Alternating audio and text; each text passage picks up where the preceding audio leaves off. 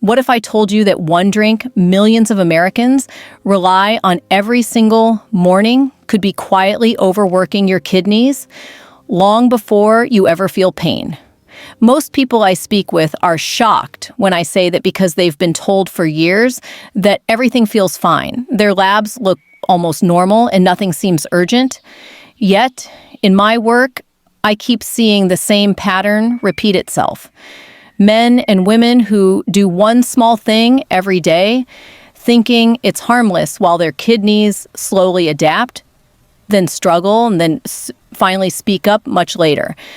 And the scariest part is this. When the kidneys begin to weaken, they don't scream, they whisper. By the time fatigue, night urination, or brain fog shows up, the damage has often been happening for years. That's why this conversation matters. Because this isn't about panic, and it's not about giving up what you enjoy. It's about understanding what your kidneys are actually responding to and how a simple adjustment can take pressure off them before it's too late. Let me explain what I've learned from my patients and what almost no one is warning you about.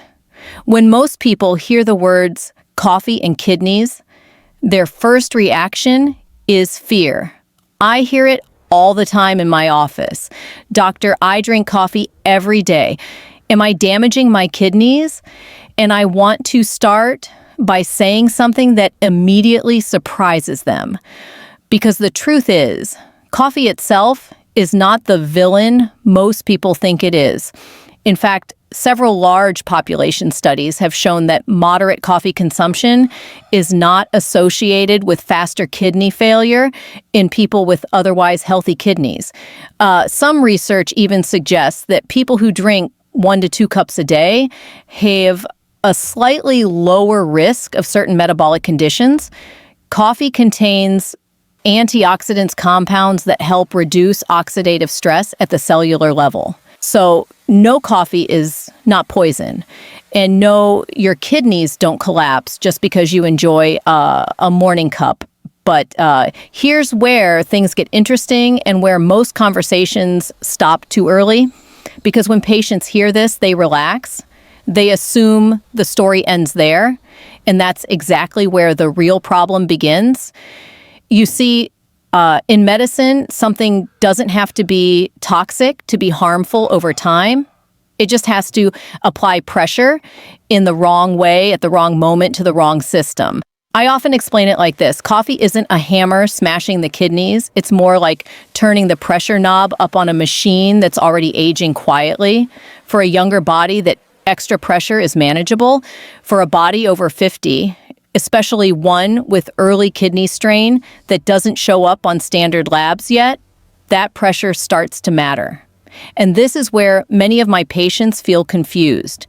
If coffee isn't bad, why do I feel worse when I drink it? Why the fatigue? Why the nighttime urination? Why the fog the next morning? That's when I tell them something most people have never heard. The risk isn't coffee itself. The risk is how coffee interacts with a kidney that's already working harder than it used to. And once you understand that interaction, everything changes, including how and when coffee becomes a problem. Which brings us to the part almost no one talks about, because the real issue isn't what's in your cup, it's when and how your body is forced to handle it. This is where I usually pause and ask my patients a very simple question. Tell me exactly when you drink your coffee. Because once they answer, the pattern becomes obvious. Most people don't drink coffee because they love the taste. They drink it to push their body into motion first thing in the morning on an empty stomach. Or worse, late in the afternoon when their energy starts to crash. And that's when coffee stops being neutral and starts becoming a stress signal. From a physiological standpoint, caffeine stimulates your nervous system and raises cortisol, the body's main stress hormone. Studies show cortisol can spike by 30 to 40% shortly after caffeine intake, especially when consumed without food. For a young, resilient system, that spike is temporary. But for someone over 50 with kidneys that already regulate fluids and pressure less efficiently, that surge matters. I've seen this many times. Patients who swear coffee hits them differently now. Their heart races. They feel jittery instead of focused. They crash harder a few hours later. And here's the key point most people miss. Your kidneys don't experience coffee as a drink. They experience it as a workload shift. Caffeine temporarily increases blood flow and filtration pressure through the kidneys. That means your kidneys are asked to filter faster with less margin for error. When that happens, occasionally the body adapts. When it happens every morning or late in the day when the body should be slowing down, it creates cumulative strain. I often compare it to revving a car engine before it's warmed up. You're not braking it instantly, but you're shortening its comfortable lifespan. And timing makes all the difference. Coffee consumed after a balanced breakfast behaves very differently from coffee consumed on an empty stomach. Coffee consumed early in the day behaves very differently from coffee consumed late when your kidneys should be shifting into nighttime recovery mode. This explains something many people find confusing. Why they sleep worse, why they wake up to urinate more at night, why their labs look borderline even though they haven't changed their diet. It's not because coffee suddenly became bad. It's because the timing quietly turned it into a stressor.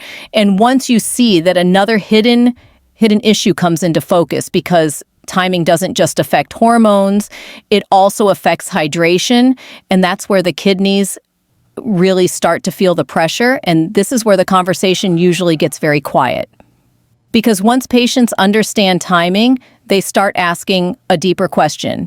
If it's not just stress hormones, what is my kidney actually experiencing? What's happening underneath is something most people never feel, never see, and never get warned about. Caffeine causes a temporary increase in what we call glomerular filtration pressure. That's the force your kidneys use to push blood through millions of tiny filters every single minute. In simple terms, caffeine tells the kidneys work faster, filter harder, do more right now. Short term, that doesn't sound dangerous, but here's the part that matters. Studies have shown that repeated spikes in filtration pressure, especially in people with early kidney vulnerability, can accelerate wear on those filters over time. Not overnight, not dramatically, but steadily. I often explain it this way to patients. Your kidneys are like a high-end water filter, designed to run smoothly, not aggressively. Caffeine doesn't clog it. It pressurizes it. And pressure is subtle. You don't feel it the way you feel pain. You feel it later as fatigue rising, creatinine, or that sense that your body just doesn't recover the way it used to. This is why some patients tell me, I stopped drinking soda years ago. I eat better now, but my numbers are still creeping up. When we dig deeper, coffee timing and frequency often explain the missing piece. The kidney doesn't fail because of one bad habit. It wears down from repeated micro-stress day after day, year after year. And here's the most unsettling part. You can drink the same amount of coffee as someone else, eat the same diet, exercise the same way, and still experience more kidney strain because your kidneys are responding not just to caffeine, but to hydration status. And that's the next truth most people don't want to hear, because this is where coffee quietly drains your system in a way no lab test warns you about at first. This is usually the moment when people say, but coffee is liquid, I'm drinking fluid, how could I be dehydrated? And that question makes perfect sense. But from a kidney's point of view, not all liquids behave the same way. Coffee has a mild diuretic effect. That means it encourages your body to release water and sodium a little faster than usual. On its own, that's not dramatic. The problem is what happens next. because most people don't replace what they lose. I see this pattern constantly. Patients drink coffee in the morning, they stay busy, they forget to drink plain water. And by early afternoon, their blood is slightly thicker than it should be. You don't feel dehydrated in the dramatic sense. You just feel tired, a little foggy. Maybe you notice your urine is darker. Maybe you wake up at night feeling dry. From the kidney's perspective, this matters more than people realize.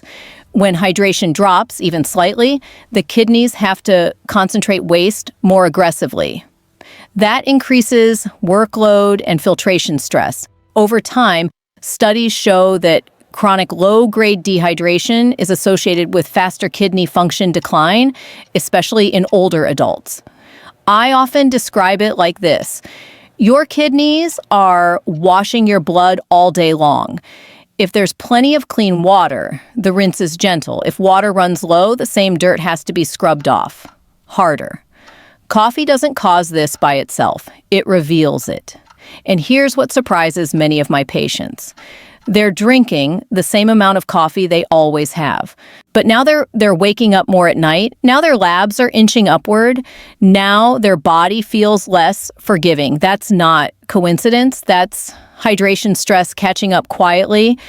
And once hydration becomes unstable, something else shifts too, because dehydration doesn't just strain the kidneys. It signals the body to activate stress pathways, and that's where hormones enter the picture in a way most people never connect to coffee at all. This is the point where I usually tell patients, now we need to talk about stress, not the kind you feel emotionally, but the kind your body feels hormonally.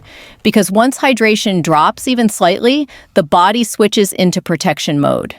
And the hormone that takes control in that moment is cortisol. Caffeine stimulates cortisol release. That's well established.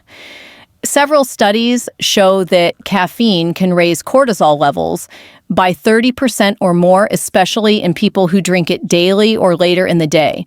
For younger bodies, that spike fades quickly. But in people over 50, cortisol tends to stay elevated longer. And here's why that matters for your kidneys. Cortisol causes blood vessels to tighten, it raises blood pressure, and it tells the body we're under stress. Prioritize survival. When cortisol stays high, even mildly, the kidneys receive a clear signal. Hold onto sodium concentrate fluids, increase filtration pressure. I hear this story again and again. Patients who say they feel wired but tired, they can't fully relax, their sleep becomes lighter. They wake up more often at night, sometimes to urinate, sometimes just restless. This isn't just a sleep issue, it's a kidney issue hiding behind hormones. Because kidneys recover best at night when cortisol is low and blood vessels are relaxed. If caffeine keeps cortisol elevated into the afternoon or evening, that recovery window shrinks. Over time, the kidneys never quite catch up. I often explain it like this. Caffeine doesn't just wake you up. It keeps your organs on alert longer than they were designed to stay. And here's the uncomfortable truth. Some people metabolize caffeine slowly, others clear it quickly. That difference alone can explain why one person drinks coffee at noon and sleeps fine, while another drinks it at 10 a.m. and feels off all day. Which brings us to the most personal part of this conversation, because once cortisol enters the picture, we have to ask a hard question. Is coffee actually right for your body anymore? And the answer isn't the same for everyone.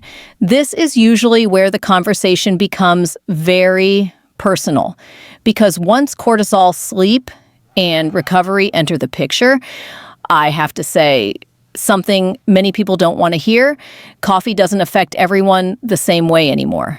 In my practice, I've seen two patients of the same age, same weight, similar lifestyles, drinking the same amount of coffee, and having completely different outcomes. One feels fine. The other struggles with rising creatinine, frequent night urination, and persistent fatigue. The difference isn't discipline, it isn't willpower, it's how their body processes caffeine now. As we age, the liver clears caffeine more slowly. Genetics, medications, blood pressure, and kidney reserve all play a role. Studies show that caffeine's half-life can nearly double in some older adults. That means what used to be a morning stimulant quietly lingers into the afternoon and sometimes into the night. This explains something patients often say with confusion: "I didn't change anything, but coffee suddenly feels wrong." That feeling isn't imagined, it's information. For some people, coffee begins to amplify what's already fragile: borderline blood pressure, light sleep, mild kidney strain. It doesn't cause the problem from scratch, it exposes it. And this is where I want to be very clear. This is not about guilt. It's not about taking away pleasure. It's about recognizing that your body at 50 or 60 is sending different signals than it did at 30. Ignoring those signals doesn't make you strong. Listening to them makes you strategic. Because once you accept that your body has changed, something empowering happens. You stop asking, "Is coffee bad?" and you start asking the right question: how do I use it or adjust it so it stops working against my kidneys? And that question finally leads us to solutions, practical ones that let you protect your kidneys without giving up everything you enjoy. This is the part most people expect to be complicated, and they're surprised when it isn't. Because protecting your kidneys doesn't require quitting coffee overnight or living by rigid rules. What it requires is using coffee intentionally, instead of letting it quietly run your physiology. When I work through this with patients, we start small. First, timing. Coffee behaves very differently when it's taken after a real breakfast versus on an empty stomach. With food, cortisol rises less sharply, hydration is more stable, and the kidneys aren't pushed into sudden overdrive.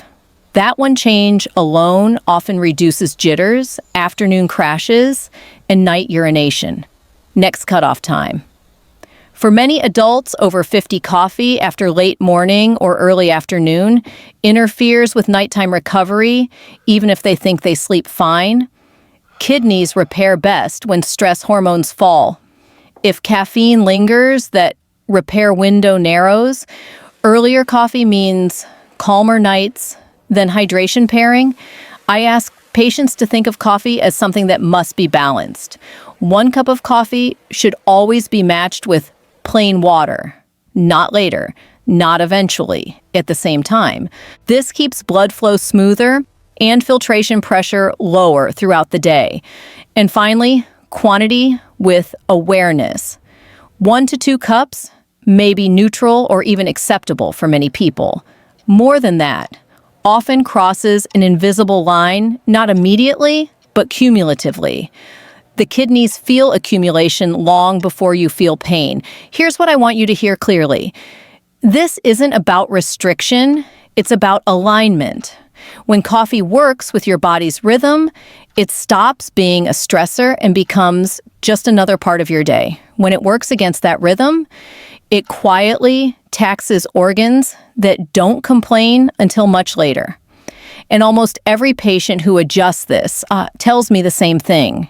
They feel steadier, they sleep deeper, their labs stop creeping, which leads to the most important realization of all, because once you understand how small habits shift kidney stress, you begin to see that aging isn't something that just happens to you. It's something you can influence. And that's exactly what I want to leave you with. Before we finish, I want to bring everything together in a very simple way. What we talked about today isn't really about coffee. It's about awareness. It's about understanding how small everyday habits can quietly add pressure to the kidneys and over time affect male vitality, energy, sleep, and overall hormonal balance. The good news is this: most of the damage people worry about is not inevitable. When patients learn how their bodies respond, when they adjust timing, hydration, and stress instead of ignoring the signals the kidneys often stabilize, and so does everything connected to them. And I want you to know something important.